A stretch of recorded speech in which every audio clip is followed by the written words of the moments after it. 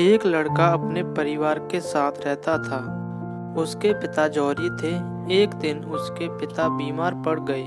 धीरे धीरे उनकी हालत बिगड़ती गई और अंत में उनका निधन हो गया। पिता के निधन के बाद परिवार पर आर्थिक संकट आ गए। ऐसे में मां ने घर चलाने के लिए बेटे को अपना एक कीमती हार दिया और कहा कि इसे अपने चाचा की दुकान पर दिखा देना। वे भी एक जौहरी हैं। इसे बेचकर जो पैसे मिलेंगे वह ले आना।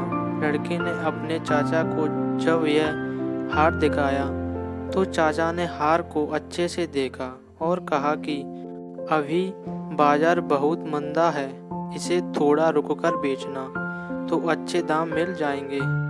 फिलहाल तो तुम मेरी दुकान पर नौकरी कर लो, वैसे भी मुझे एक भरोसेमंद लड़के की ज़रूरत है। लड़का अगले दिन से दुकान का काम सीखने लगा। वहाँ से हीरो व रत्नों की परख का काम सिखाया गया। अब उस लड़के के घर में आर्थिक समस्या नहीं रही।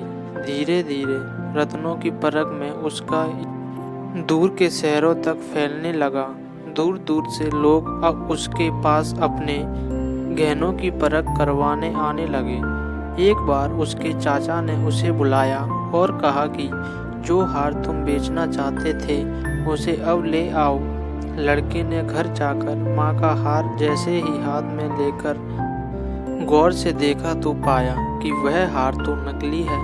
वह तुरंत दौड़कर चाचा के पास पहुंचा और उनसे पूछा कि आपने मुझे तभी सच क्यों नहीं बताया जब मैं इस हार को बेचने आया था।